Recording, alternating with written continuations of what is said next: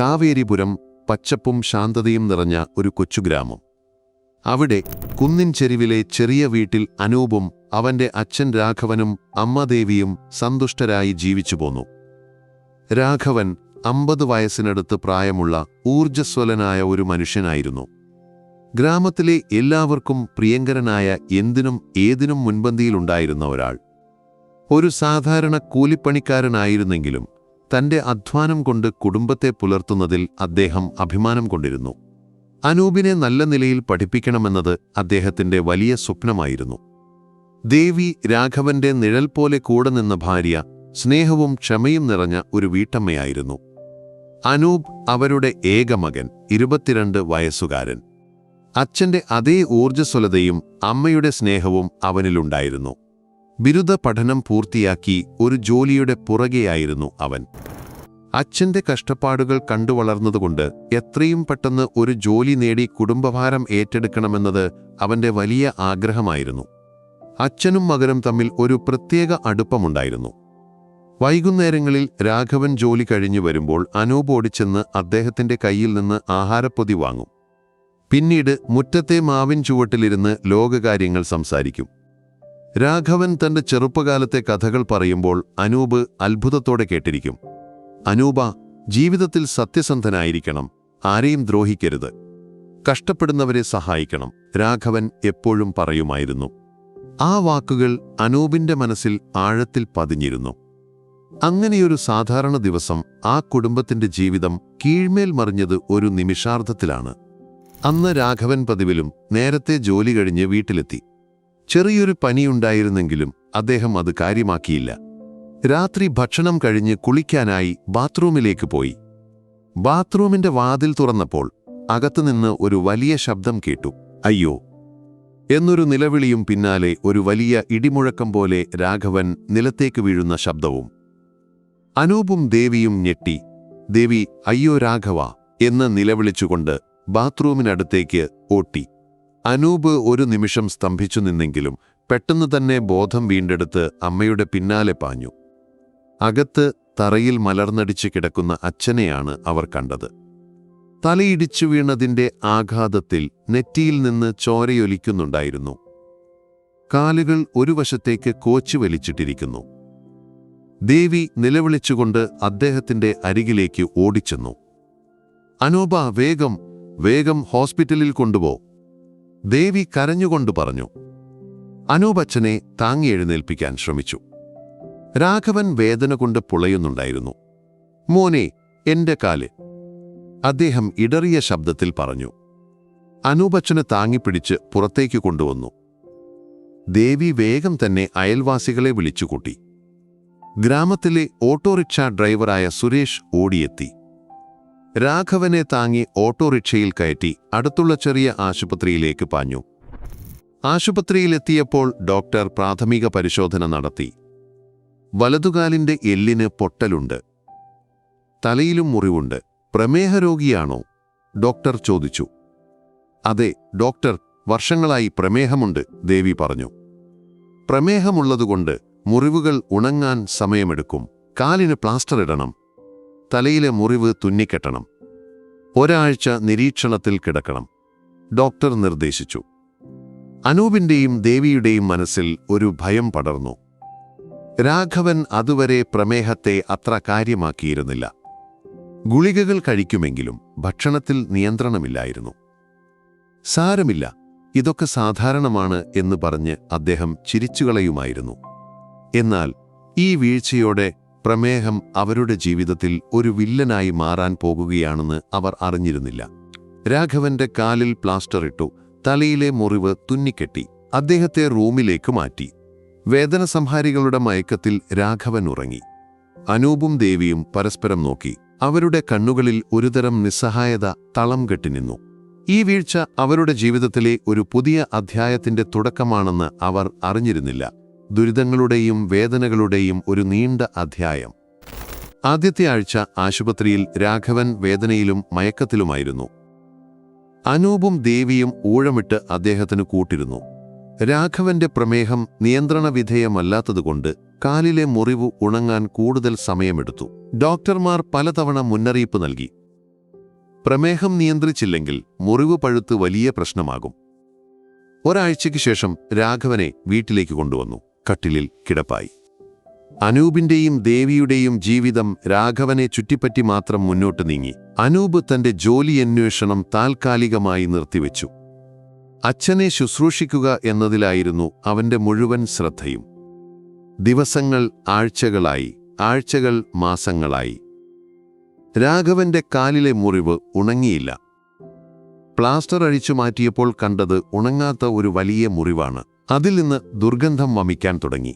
ഡോക്ടർമാർ പല മരുന്നുകളും മാറി മാറി പരീക്ഷിച്ചു. മുറിവ് ഡ്രസ്സ് ചെയ്യാനായി ദിവസവും നഴ്സ് വീട്ടിൽ വന്നുപോയി. ഇത് പഴുത്തു തുടങ്ങിയിട്ടുണ്ട്, എത്രയും പെട്ടെന്ന് ഒരു സർജനെ കാണിക്കണം, ഹോം നഴ്സ് സുമ ഒരു ദിവസം പറഞ്ഞു. സുമ 40കളിലുള്ള ഒരു സ്ത്രീയായിരുന്നു. ക്ഷമയോടെയും സ്നേഹത്തോടെയും അവർ രാഘവനെ ശുശ്രൂഷിച്ചു. ഈ കുടുംബത്തിന്റെ ദുരിതം അവർക്ക് നേരിട്ട് കാണാൻ കഴിഞ്ഞിരുന്നു. അനൂപും ദേവിയും രാഘവനെ അടുത്തുള്ള വലിയ ആശുപത്രിയിലേക്ക് കൊണ്ടുപോയി. അവിടെ പ്രശസ്തനായ ഒരു സർജൻ രാഘവനെ പരിശോധിച്ചു. അദ്ദേഹത്തിന്റെ മുഖത്ത് ആശങ്ക നിഴലിച്ചു.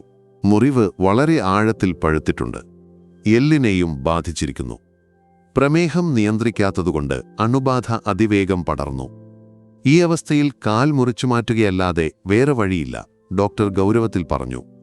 ആ വാക്കുകൾ ഒരു ഇടിത്തീ പോലെ അനൂപിന്റെയും ദേവിയുടെയും തലയിൽ പതിച്ചു. കാൽ മുറിച്ചുമാറ്റുക, അവർക്ക് വിശ്വസിക്കാനായില്ല. രാഘവൻ ഞെട്ടിത്തരിച്ച് ഡോക്ടറെ നോക്കി. ഡോക്ടർ, എന്റെ കാല്. രാഘവൻ ഇടറിയ ശബ്ദത്തിൽ ചോദിച്ചു. അദ്ദേഹത്തിന്റെ കണ്ണുകൾ നിറഞ്ഞു. വേറെ വഴിയില്ല രാഘവൻ സാർ. അണുബാധ ശരീരത്തിന്റെ മറ്റു ഭാഗങ്ങളിലേക്ക് പടർന്നാൽ ജീവൻ തന്നെ അപകടത്തിലാകും. ഇത് നിങ്ങളുടെ ജീവൻ രക്ഷിക്കാനുള്ള ഒരേയൊരു വഴിയാണ്, ഡോക്ടർ പറഞ്ഞു. അനൂപ് അച്ഛന്റെ മുഖത്തേക്ക് നോക്കി. അദ്ദേഹത്തിന്റെ കണ്ണുകളിൽ കണ്ട വേദന അനൂപിന്റെ ഹൃദയത്തെ പിളർന്നു. താൻ കണ്ടിട്ടുള്ള ഊർജ്ജസ്വലനായ അച്ഛനായിരുന്നില്ല അത്. നിസ്സഹായതയുടെയും ഭയത്തിന്റെയും ഒരു പ്രതിരൂപം. ദേവി പൊട്ടിക്കരഞ്ഞുപോയി. എന്റെ രാഘവ, മോനെ, എനിക്ക് വയ്യ. രാഘവൻ അനൂപിന്റെ കൈയിൽ മുറുകെ പിടിച്ചു. ആ തീരുമാനമെടുക്കേണ്ടി വന്നത് അവരുടെ ജീവിതത്തിലെ ഏറ്റവും വലിയ വേദനയായിരുന്നു. ഒരു മനുഷ്യന്റെ കാല് മുറിച്ചുമാറ്റാൻ സമ്മതം നൽകുക എന്നത് എത്ര ഭീകരമായ കാര്യമാണ്. അനൂപ് ഡോക്ടറോട് പലതവണ ചോദിച്ചു, വേറെ ഒരു വഴിയുമില്ലേ ഡോക്ടർ? ഇല്ല മോനെ, ഈ അവസ്ഥയിൽ ഇത് മാത്രമാണ് വഴി, ഡോക്ടർ ഉറപ്പിച്ചു പറഞ്ഞു. ഒടുവിൽ മനസ്സില്ലാ മനസ്സോടെ അവർ സമ്മതം നൽകി. രാഘവനെ ഓപ്പറേഷൻ തിയേറ്ററിലേക്ക് കൊണ്ടുപോകുമ്പോൾ അനൂപിന്റെയും ദേവിയുടെയും കണ്ണുകൾ നിറഞ്ഞൊഴുകി. ഓപ്പറേഷൻ തിയേറ്ററിന്റെ വാതിലിനു പുറത്ത് അവർ കാത്തുനിന്നു. ഓരോ നിമിഷവും ഓരോ യുഗമായി തോന്നി. അനൂപിന്റെ മനസ്സിലൂടെ അച്ഛനുമായി പങ്കിട്ട സന്തോഷകരമായ നിമിഷങ്ങൾ മിന്നിമറഞ്ഞു. അച്ഛൻ അവനെ സൈക്കിൾ ചവിട്ടാൻ പഠിപ്പിച്ചതും പുഴയിൽ മീൻ പിടിക്കാൻ കൊണ്ടുപോയതും സ്കൂളിൽ നിന്ന് വരുമ്പോൾ മിഠായി വാങ്ങി നൽകിയതും. ആ ഓർമ്മകൾ അവന്റെ ഹൃദയത്തിൽ ഒരു വേദനയായി തറച്ചു. എന്റെ അച്ഛനെ പഴയതുപോലെയാക്കി തരണേ ഈശ്വര, അനൂപ് മനസ്സിൽ പ്രാർത്ഥിച്ചു. മണിക്കൂറുകൾക്ക് ശേഷം ഡോക്ടർ പുറത്തു വന്നു. ഓപ്പറേഷൻ വിജയകരമായിരുന്നു. അണുബാധ പടരുന്നത് തടയാൻ കഴിഞ്ഞു. പക്ഷേ ഇനി വളരെ ശ്രദ്ധിക്കണം. അനൂപിനും ദേവിക്കും ഒരുതരം ആശ്വാസം തോന്നി. ജീവൻ രക്ഷിക്കാൻ കഴിഞ്ഞല്ലോ. പക്ഷേ രാഘവന്റെ ജീവിതം പഴയതുപോലെയാകില്ലല്ലോ എന്ന ചിന്ത അവരെ വീണ്ടും തളർത്തി. ഓപ്പറേഷന് ശേഷം രാഘവനെ റിക്കവറി റൂമിലേക്ക് മാറ്റി.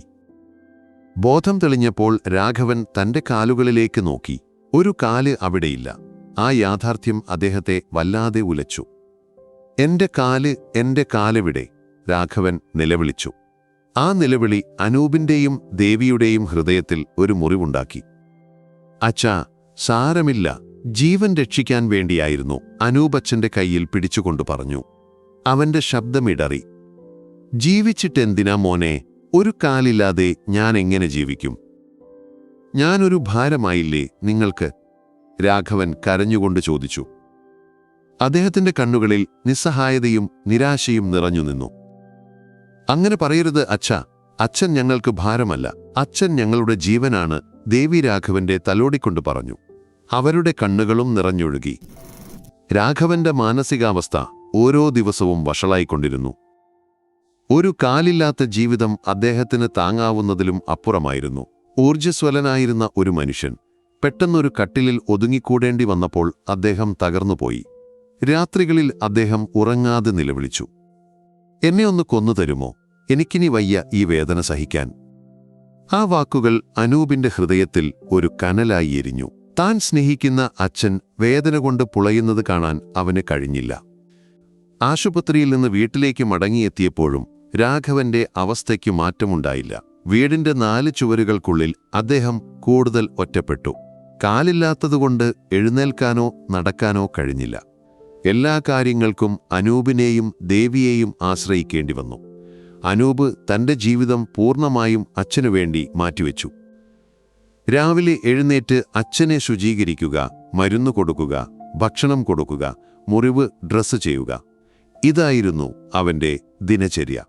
രാത്രികളിൽ അച്ഛന്റെ നിലവിളി കേട്ട് അവൻ ഉറങ്ങാതെ കിടന്നു. അച്ഛന്റെ വേദന കുറയ്ക്കാൻ അവനെക്കൊണ്ട് കഴിയുന്നതൊന്നും ചെയ്യാൻ കഴിഞ്ഞില്ലല്ലോ എന്ന ചിന്ത അവനെ വേട്ടയാടി. അച്ഛന്റെ മുറിവുണങ്ങാൻ വീണ്ടും സമയമെടുത്തു. പ്രമേഹം കാരണം ചെറിയ മുറിവുകൾ പോലും വലിയ പ്രശ്നങ്ങളായി മാറി. ഡോക്ടർമാർ പലതവണ പറഞ്ഞു, പ്രമേഹം നിയന്ത്രിക്കണം, അല്ലെങ്കിൽ വീണ്ടും പ്രശ്നമാകും. പക്ഷേ രാഘവന് മരുന്നുകളോടോ ഭക്ഷണത്തോടോ താൽപ്പര്യമില്ലായിരുന്നു. "എനിക്കിനി എന്തിനാ ഇതൊക്കെ?" അദ്ദേഹം ചോദിച്ചു. അനൂപിന്റെ സുഹൃത്തുക്കൾ അവനെ കാണാൻ വരുന്നത് കുറഞ്ഞു. അവന്റെ ലോകം അച്ഛന്റെ മുറിയായി ചുരുങ്ങി. ജോലി അന്വേഷിക്കാനുള്ള അവന്റെ സ്വപ്നങ്ങൾ താൽക്കാലികമായി നിലച്ചു. കുടുംബത്തിന്റെ സാമ്പത്തിക സ്ഥിതിയും മോശമായിക്കൊണ്ടിരുന്നു. രാഘവന്റെ ചികിത്സയ്ക്കായി ഉണ്ടായിരുന്ന സമ്പാദ്യമെല്ലാം തീർന്നു. ദേവി തന്റെ സ്വർണം വിറ്റ് ചികിത്സാ ചെലവുകൾ കണ്ടെത്തി. ഒരു ദിവസം രാത്രി രാഘവൻ വേദന കൊണ്ട് പുളയുകയായിരുന്നു. "മോനെ, എനിക്കിനി വയ്യ. എന്നെ ഒന്ന് സമാധാനമായി ഉറങ്ങാൻ വിടാമോ?" രാഘവൻ ചോദിച്ചു. അനൂപ് അച്ഛന്റെ അരികിലിരുന്നു. അവന്റെ കണ്ണുകൾ നിറഞ്ഞു. "അച്ഛാ, അച്ഛൻ എന്തിനാ ഇങ്ങനെ പറയുന്നത്? ഈ വേദന, ഇത് സഹിക്കാൻ എനിക്ക് വയ്യടാ. നീ എന്നെ ഒന്ന് സഹായിക്കാമോ? ഈ ദുരിതത്തിൽ നിന്ന് എന്നെ ഒന്ന് മോചിപ്പിക്കാമോ?" രാഘവൻ അനൂപിന്റെ കൈയിൽ മുറുകെ പിടിച്ചു. ആ വാക്കുകൾ അനൂപിന്റെ മനസ്സിൽ ഒരു വിത്ത് പാകി. അച്ഛന്റെ വേദന അവസാനിപ്പിക്കാൻ തനിക്ക് എന്തു ചെയ്യാൻ കഴിയും? ആ ചോദ്യം അവന്റെ മനസ്സിൽ ഒരു കൊടുങ്കാറ്റായി മാറി. രാഘവൻ കട്ടിലിൽ കിടപ്പിലായതോടെ അനൂപിന്റെയും ദേവിയുടെയും ജീവിതം പൂർണ്ണമായും മാറിമറിഞ്ഞു. അവരുടെ ദിനചര്യ രാഘവനെ ചുറ്റിപ്പറ്റി മാത്രമായി. അനൂപ് തന്റെ ജോലിയന്വേഷണം ഉപേക്ഷിച്ചു. അച്ഛനെ ശുശ്രൂഷിക്കാൻ അവൻ സ്വയം സമർപ്പിച്ചു. രാവിലെ 6 മണിക്ക് അനൂപ് ഉണരും. ആദ്യം അച്ഛന്റെ മുറിയിലേക്ക് പോകും. രാഘവൻ പലപ്പോഴും ഉറങ്ങാതെ വേദന കൊണ്ട് പുളയുകയായിരിക്കും. അനൂപ് അദ്ദേഹത്തെ ശുചീകരിക്കും, ഡയപ്പർ മാറ്റും, മുറിവ് പരിശോധിക്കും. പിന്നീട് ഹോം നഴ്സ് സുമ വരും. സുമ രാഘവന്റെ മുറിവ് വൃത്തിയാക്കി പുതിയ ഡ്രസ്സിംഗ് ഇടും. ഈ സമയത്ത് രാഘവൻ വേദന കൊണ്ട് നിലവിളിക്കും. ആ നിലവിളി കേട്ട് അനൂപിന്റെയും ദേവിയുടെയും ഹൃദയം നുറുങ്ങും. "അനൂപാ, മരുന്ന് കൃത്യമായി കൊടുക്കണം, പ്രമേഹം നിയന്ത്രിക്കാൻ ശ്രദ്ധിക്കണം," സുമ എപ്പോഴും ഓർമ്മിപ്പിക്കും. രാഘവന് ഭക്ഷണം കൊടുക്കുന്നതും ഒരു വലിയ വെല്ലുവിളിയായിരുന്നു. അദ്ദേഹത്തിന് വിശപ്പ് കുറവായിരുന്നു. അനൂപ് ഓരോ ഉരുളയും സ്നേഹത്തോടെ വായിൽ വെച്ചുകൊടുക്കും. "അച്ഛാ, ഇത് കഴിച്ചാൽ വേഗം സുഖമാകും," അവൻ പറയും. പക്ഷേ രാഘവന്റെ കണ്ണുകളിൽ നിസ്സഹായത മാത്രം. "എനിക്കിനി എന്തിനാ മോനെ ഈ ആഹാരം?" അദ്ദേഹം ചോദിക്കും. രാത്രികളിൽ അനൂപിന് ഉറങ്ങാൻ കഴിഞ്ഞിരുന്നില്ല. അച്ഛന്റെ മുറിയിൽ നിന്ന് വരുന്ന ഞരക്കങ്ങളും നിലവിളികളും അവനെ വേട്ടയാടി.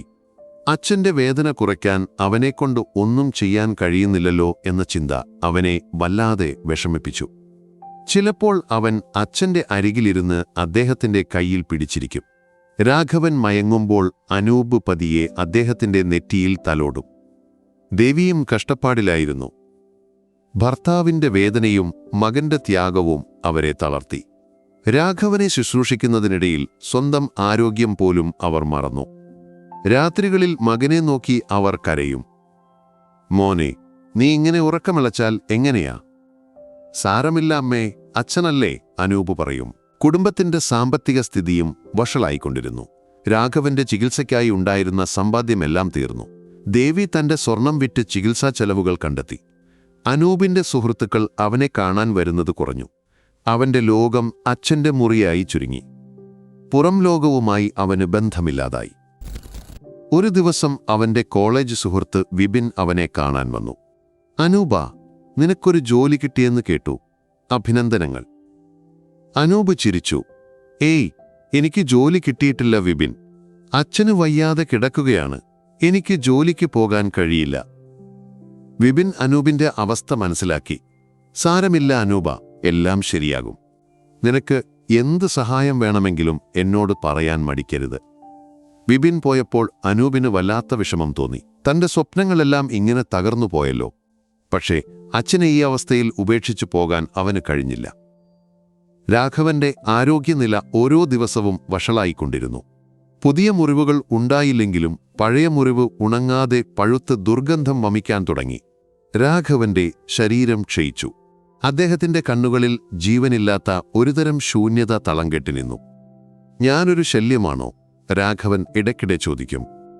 ആ ചോദ്യം അനൂപിന്റെ ഹൃദയത്തിൽ ഒരു മുറിവുണ്ടാക്കി.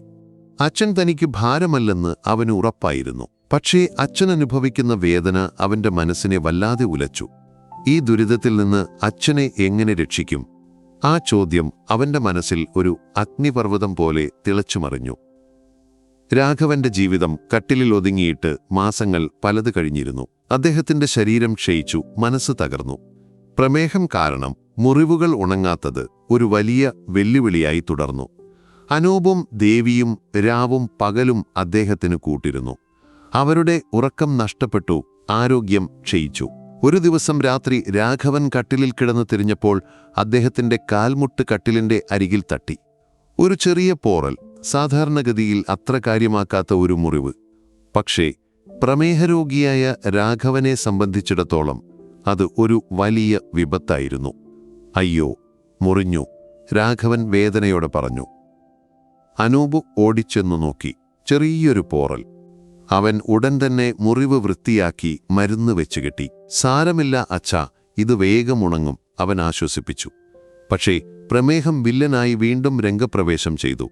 ആ ചെറിയ പോറൽ ഉണങ്ങിയില്ല. ദിവസങ്ങൾ കഴിയുന്തോറും അത് വലുതാകാനും പഴുക്കാനും തുടങ്ങി. രാഘവന് ചൊറിച്ചിൽ അനുഭവപ്പെട്ടു. അവൻ ചൊറിയാൻ ശ്രമിക്കുമ്പോൾ അനൂപ് തടയും. അച്ഛാ, ചൊറിയരുത്, മുറിവ് വഷളാകും, അനൂപ് പറയും. പക്ഷേ ചൊറിച്ചിൽ സഹിക്കാനാവാതെ രാഘവൻ പുളഞ്ഞു. എനിക്ക് ചൊറിയണം മോനെ, എനിക്ക് സഹിക്കാൻ വയ്യ. മുറിവ് വീണ്ടും വഷളായപ്പോൾ അനൂപും ദേവിയും രാഘവനെ വീണ്ടും ഡോക്ടറുടെ അടുത്ത് കൊണ്ടുപോയി. ഡോക്ടർമാർക്ക് നിസ്സഹായത തോന്നി. പ്രമേഹം നിയന്ത്രിച്ചില്ലെങ്കിൽ ഇങ്ങനെ ഓരോ മുറിവുകളുമുണ്ടാകും. ഇത് ശരീരത്തെ കൂടുതൽ ദുർബലമാക്കും, ഡോക്ടർ പറഞ്ഞു. മുറിവിൽ നിന്ന് ദുർഗന്ധം വമിക്കാൻ തുടങ്ങി. രാഘവന്റെ മുറിയിലേക്ക് ആരും വരാതായി. അയൽവാസികളും ബന്ധുക്കളും പതിയെ അവരെ ഒഴിവാക്കി. അനൂപിനും ദേവിക്കും ഇത് വല്ലാത്ത ഒറ്റപ്പെടൽ സമ്മാനിച്ചു.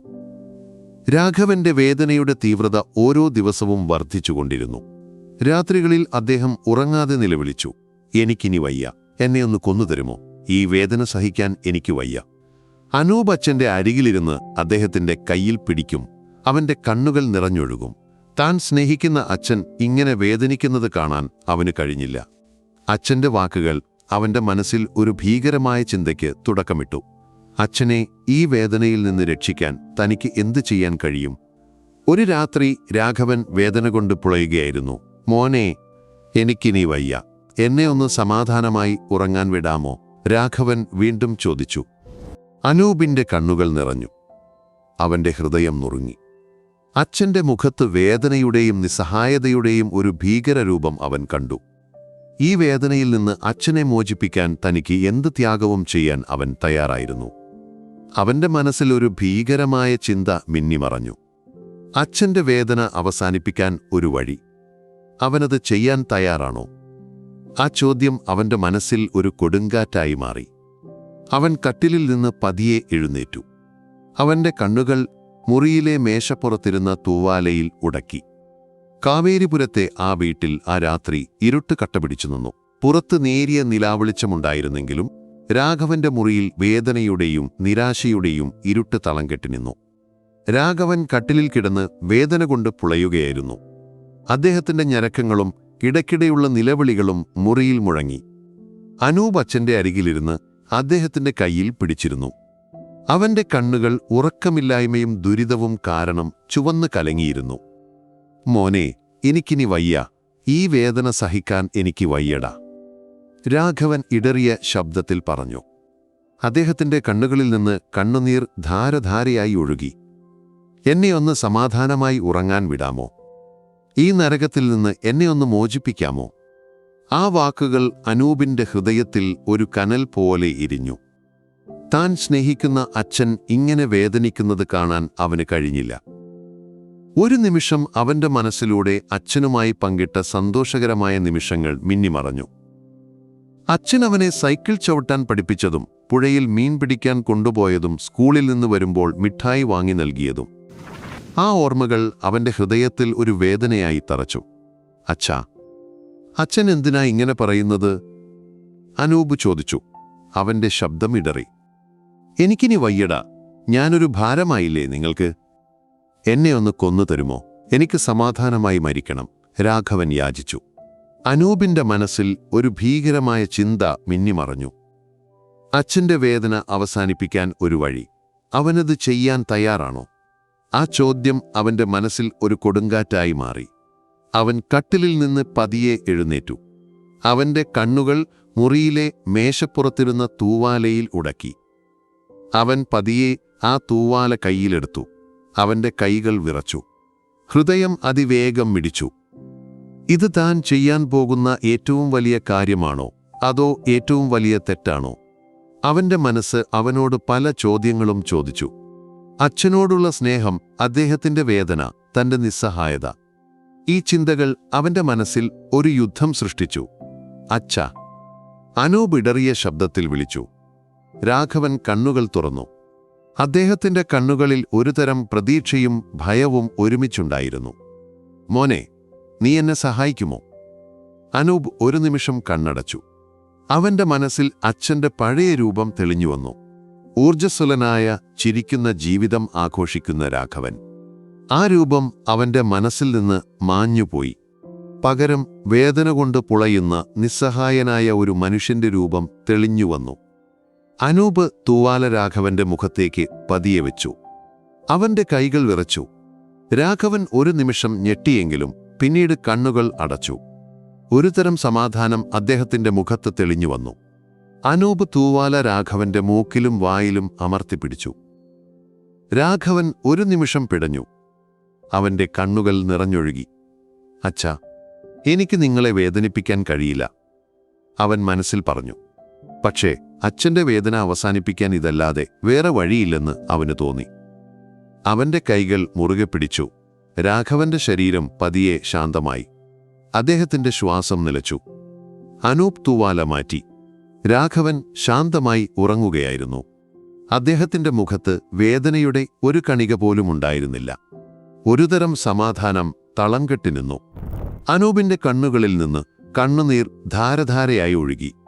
അവൻ അച്ഛന്റെ നെറ്റിയിൽ പതിയെ ചുംബിച്ചു. അച്ഛാ, ഞാൻ നിങ്ങളെ വേദനിപ്പിച്ചതല്ല, നിങ്ങളുടെ വേദന അവസാനിപ്പിക്കാൻ വേണ്ടിയായിരുന്നു, അനൂപ് മനസ്സിൽ പറഞ്ഞു. ഒരു നിമിഷം അവന് ആശ്വാസം തോന്നി. അച്ഛന്റെ ദുരിതം അവസാനിച്ചല്ലോ. പക്ഷേ ചെയ്ത പ്രവൃത്തിയുടെ ഭീകരത അവനെ വേട്ടയാടാൻ തുടങ്ങി. താനൊരു കൊലപാതകിയായി മാറിയല്ലോ. ആ ചിന്ത അവന്റെ ഹൃദയത്തിൽ ഒരു ഭാരമായി തറച്ചു. അവൻ പതിയെ മുറിയിൽ നിന്ന് പുറത്തിറങ്ങി. ദേവി ഉറങ്ങുകയായിരുന്നു. അനൂപ് പതിയെ അടുക്കളയിലേക്ക് പോയി. ഒരു ഗ്ലാസ് വെള്ളമെടുത്ത് കുടിച്ചു. അവന്റെ ശരീരം തളർന്നു. അവൻ കസേരയിലിരുന്ന് തലയിൽ കൈവച്ച് കരഞ്ഞു. അവന്റെ മനസ്സിൽ ഒരുതരം ശൂന്യത തളം കെട്ടിനിന്നു. അടുത്ത പ്രഭാതം അവന്റെ ജീവിതത്തിൽ ഒരു പുതിയ അധ്യായം കുറിക്കുമെന്ന് അവൻ അറിഞ്ഞിരുന്നില്ല. നിയമത്തിന്റെ പിടിയിൽ അകപ്പെടാനുള്ള ഒരു അധ്യായം. ആ ഇരുണ്ട രാത്രിക്ക് ശേഷം കാവേരിപുരത്തെ ആ വീട്ടിൽ ഒരുതരം ശൂന്യത തളം കെട്ടിനിന്നു. പ്രഭാത സൂര്യൻ പതിയെ ഉദിച്ചുയർന്നെങ്കിലും അനൂപിന്റെ മനസ്സിൽ ഇരുട്ടുമാത്രം. അവൻ അടുക്കളയിൽ കസേരയിലിരുന്ന് തലയിൽ കൈവച്ച് കരയുകയായിരുന്നു. അച്ഛന്റെ ശാന്തമായ മുഖം അവന്റെ മനസ്സിൽ തെളിഞ്ഞുവന്നു. ദുരിതം തീർന്നു എന്ന ആശ്വാസം, എന്നാൽ അതേസമയം ചെയ്ത പ്രവൃത്തിയുടെ ഭീകരത അവനെ വേട്ടയാടി. നേരം പുലർന്നു. ഹോം നഴ്സ് സുമ പതിവ് പോലെ രാഘവനെ ശുശ്രൂഷിക്കാനായി വീട്ടിലെത്തി. അവർക്ക് ഈ കുടുംബവുമായി നല്ല അടുപ്പമുണ്ടായിരുന്നു. രാഘവന്റെ വേദനയും അനൂപിന്റെയും ദേവിയുടെയും കഷ്ടപ്പാടുകളും അവർക്ക് നേരിട്ടറിയാമായിരുന്നു. സുമ വാതിൽ തുറന്ന് അകത്തേക്ക് കടന്നു. അനൂപ് അടുക്കളയിലിരിക്കുന്നത് കണ്ടപ്പോൾ അവർക്ക് അത്ഭുതം തോന്നി. അനൂപ് എന്താ ഇവിടെ ഇരിക്കുന്നത്? രാഘവൻ സാറിന് സുഖമാണോ? സുമ ചോദിച്ചു. അനൂപ് തലയുയർത്തി നോക്കി. അവന്റെ കണ്ണുകൾ ചുവന്നു കലങ്ങിയിരുന്നു. അവന്റെ മുഖത്ത് ഒരുതരം ഭീകരത തളം കെട്ടി നിന്നു. സുമയ്ക്കെന്തോ പന്തികേട് തോന്നി. അനൂപ, എന്താ പറ്റിയത്? രാഘവൻ സാറിന് എന്തുപറ്റി? സുമ വീണ്ടും ചോദിച്ചു. അനൂപ് പതിയെ എഴുന്നേറ്റു. അവന്റെ ശബ്ദമിടറി. സുമേച്ചി, അച്ഛൻ. അച്ഛൻ പോയി. സുമ ഞെട്ടിത്തരിച്ചു. എന്ത്? എപ്പോൾ? എങ്ങനെ? രാത്രി വേദന സഹിക്കാതെ അനൂപ് വാക്കുകൾ പൂർത്തിയാക്കാതെ നിന്നു. അവന്റെ കണ്ണുകൾ നിറഞ്ഞൊഴുകി. സുമ വേഗം രാഘവന്റെ മുറിയിലേക്ക് ഓട്ടി. കട്ടിലിൽ ശാന്തമായി ഉറങ്ങുന്ന രാഘവനെയാണ് അവർ കണ്ടത്. അദ്ദേഹത്തിന്റെ മുഖത്ത് ഒരുതരം സമാധാനം തളംകെട്ടി നിന്നു. സുമ രാഘവന്റെ കൈയിൽ തൊട്ടുനോക്കി. തണുത്തുറഞ്ഞ ശരീരം. അവർക്ക് കാര്യം മനസ്സിലായി. സുമയുടെ മനസ്സിൽ ഒരു യുദ്ധം നടന്നു. രാഘവന്റെ വേദന അവർക്ക് നേരിട്ടറിയാമായിരുന്നു. അനൂപിന്റെ ത്യാഗവും അവർ കണ്ടിരുന്നു. പക്ഷേ ഇതൊരു കൊലപാതകമാണ്. നിയമപരമായി ഇത് തെറ്റാണ്. അവരുടെ മനസ്സ് അവരോട് പല ചോദ്യങ്ങളും ചോദിച്ചു. സുമ പതിയെ മുറിയിൽ നിന്ന് പുറത്തിറങ്ങി. ദേവി ഉണർന്ന് ഹാളിലേക്ക് വന്നിരുന്നു. സുമേ, രാഘവൻ എങ്ങനെയുണ്ട്? ദേവി ചോദിച്ചു.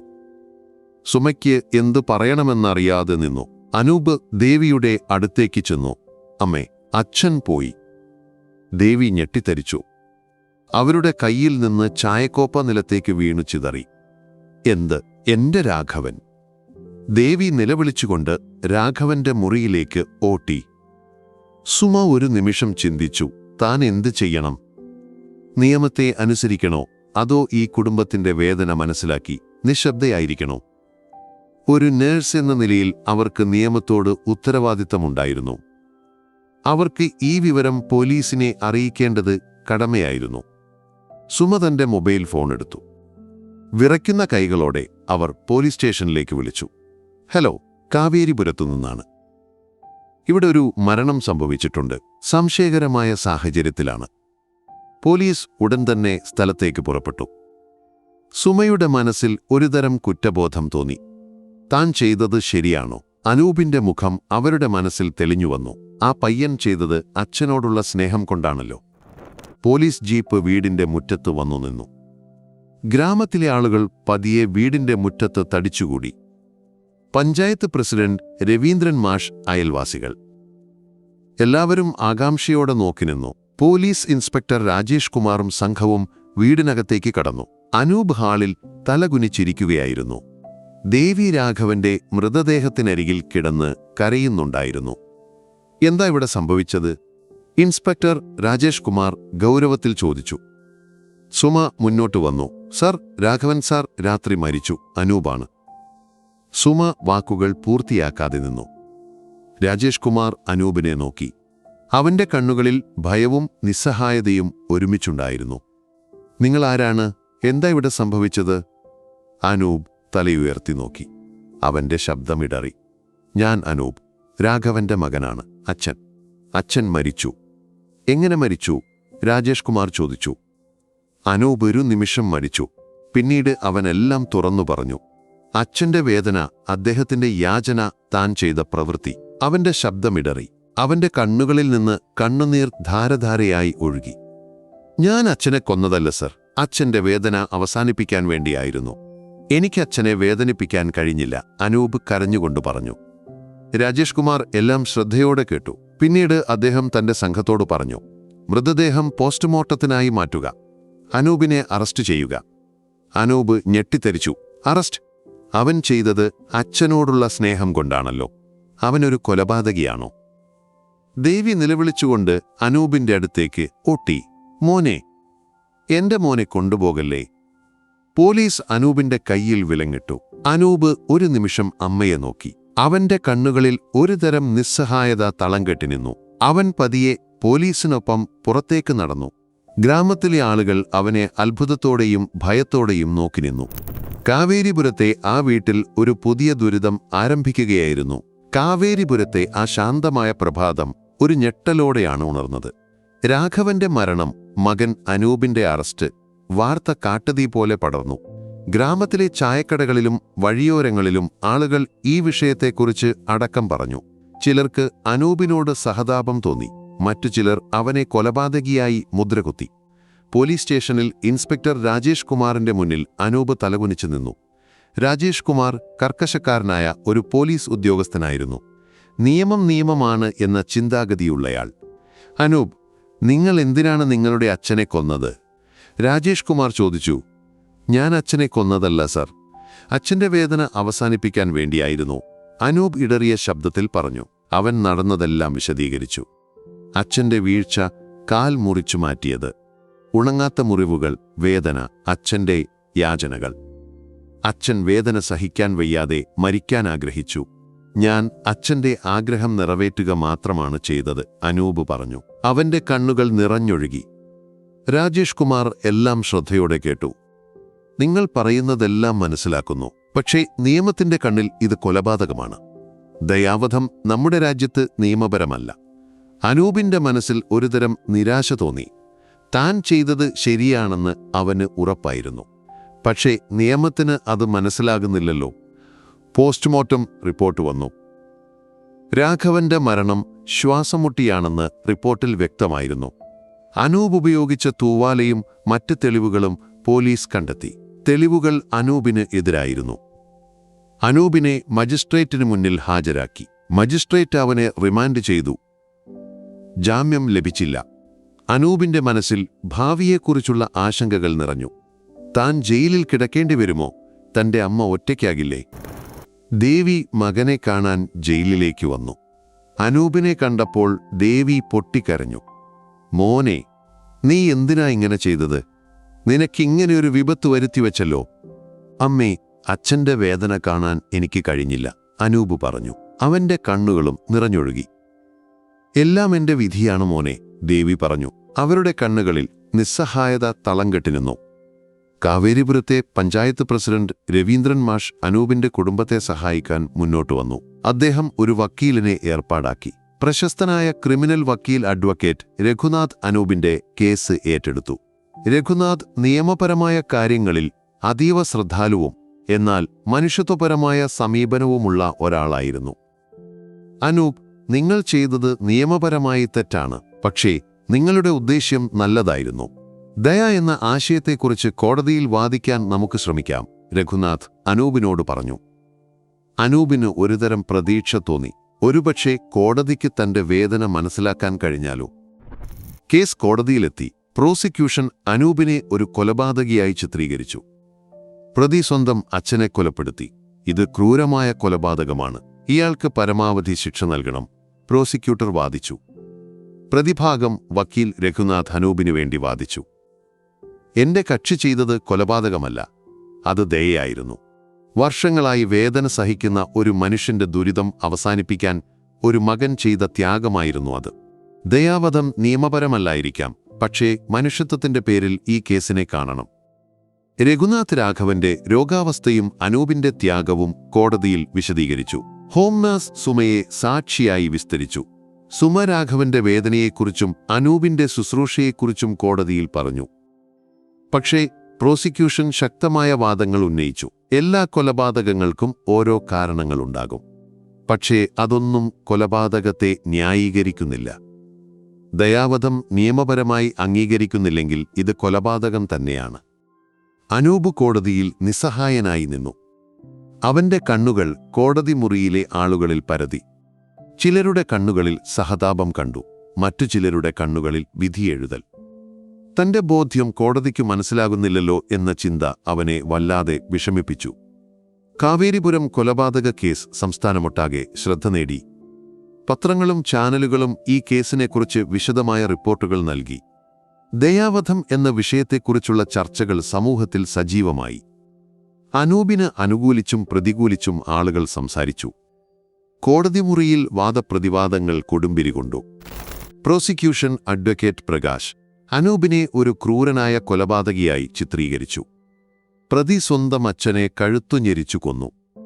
ഇത് ആസൂത്രിതമായ കൊലപാതകമാണ്.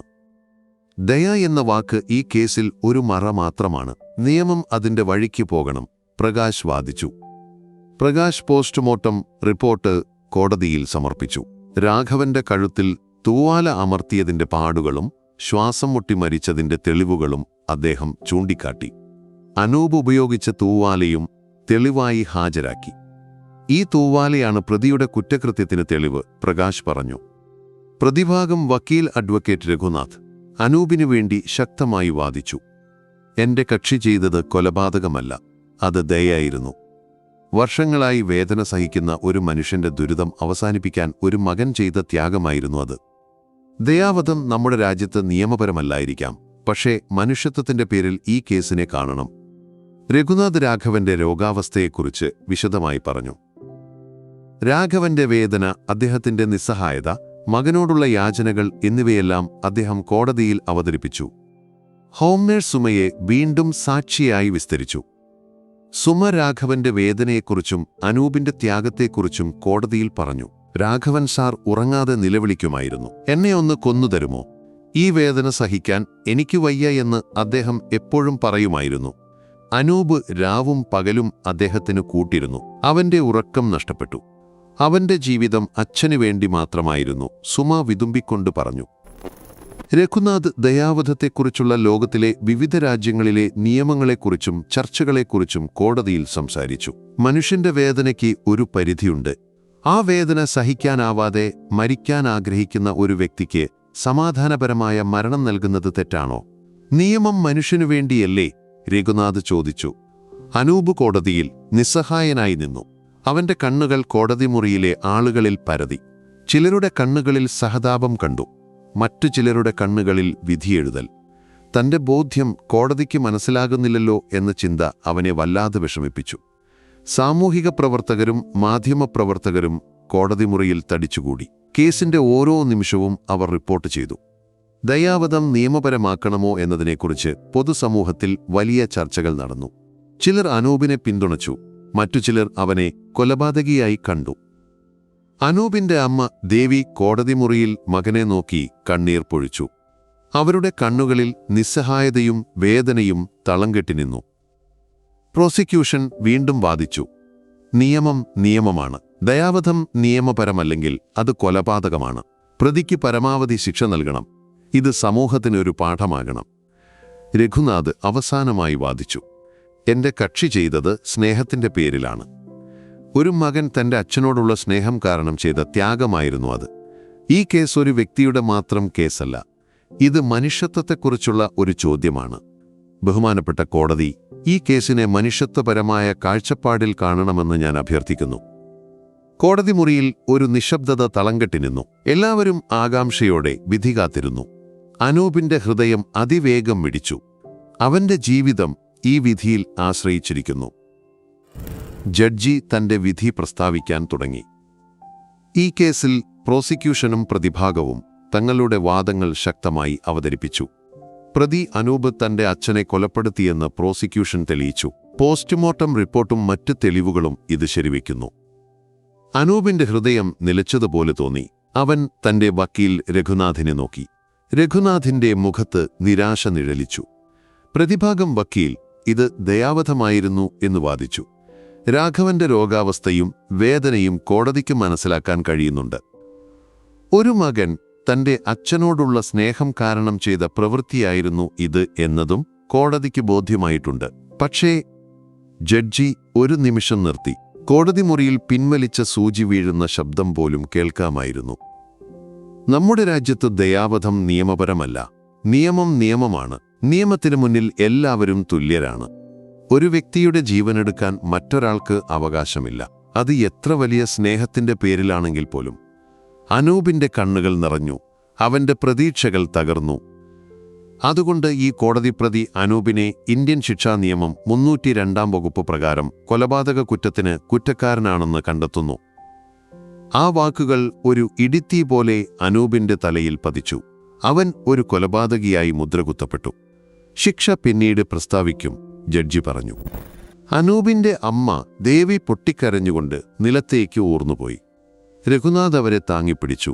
അനൂപ് നിസ്സഹായനായി നിന്നു.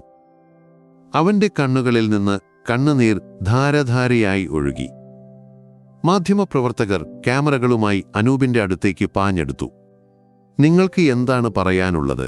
അവർ ചോദിച്ചു. അനൂപ് തലയുയർത്തി നോക്കി. അവന്റെ ശബ്ദമിടറി.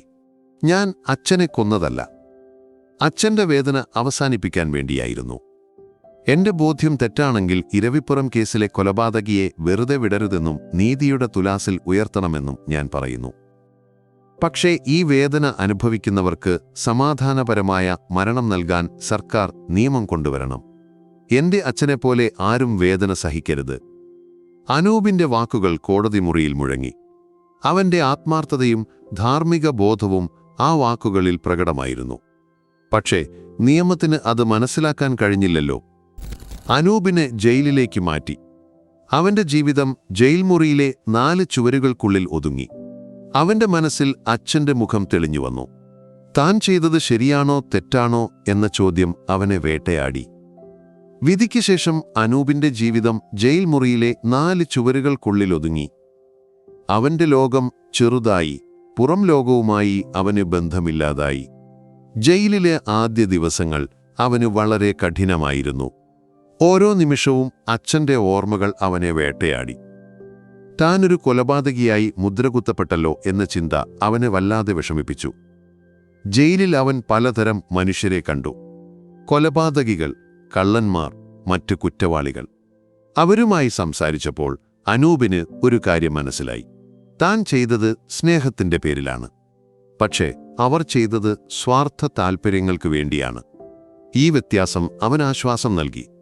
ജയിലിലെ ലൈബ്രറിയിൽ നിന്ന് അവൻ പുസ്തകങ്ങൾ വായിക്കാൻ തുടങ്ങി. നിയമ പുസ്തകങ്ങൾ, തത്വചിന്താപരമായ പുസ്തകങ്ങൾ. ദയാവധത്തെക്കുറിച്ചുള്ള ചർച്ചകൾ അവൻ വായിച്ചറിഞ്ഞു. ലോകത്തിലെ പല രാജ്യങ്ങളിലും ദയാവധം നിയമപരമാണെന്നും അതിനെക്കുറിച്ച് വലിയ ചർച്ചകൾ നടക്കുന്നുണ്ടെന്നും അവൻ മനസ്സിലാക്കി. എന്റെ അച്ഛനെപ്പോലെ വേദന സഹിക്കുന്നവർക്ക് സമാധാനപരമായ മരണം നൽകാൻ നിയമം വരണം, അനൂപ് മനസ്സിൽ പറഞ്ഞു. അവന്റെ ഈ ആഗ്രഹം ഒരു ദൗത്യമായി മാറി. അമ്മ ദേവി മാസത്തിലൊരിക്കൽ അവനെ കാണാൻ ജയിലിലേക്ക് വന്നു. ദേവിയുടെ ആരോഗ്യം ക്ഷയിച്ചിരുന്നു. അവരുടെ കണ്ണുകളിൽ ദുരിതം തളം കെട്ടിനിന്നു. മോനെ, നിനക്ക് സുഖമാണോ? ദേവി ചോദിച്ചു. എനിക്ക് കുഴപ്പമില്ലമ്മേ. അമ്മയ്ക്ക് സുഖമാണോ? അനൂപ് ചോദിച്ചു. എനിക്കിങ്ങനെ സുഖമുണ്ടാകാനാ മോനെ, നീ ഇവിടെ കിടക്കുമ്പോൾ, ദേവി വിതുമ്പി.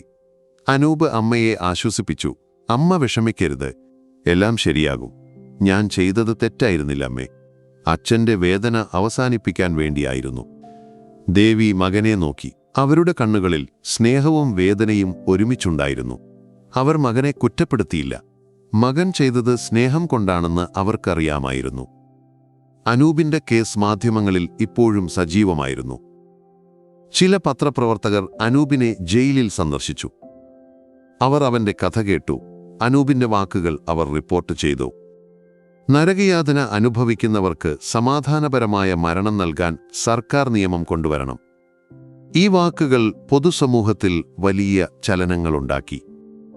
ദയാവധം നിയമപരമാക്കണമോ എന്നതിനെക്കുറിച്ചുള്ള ചർച്ചകൾ വീണ്ടും സജീവമായി. പല സാമൂഹിക പ്രവർത്തകരും അനൂപിന് പിന്തുണയുമായി രംഗത്തെത്തി.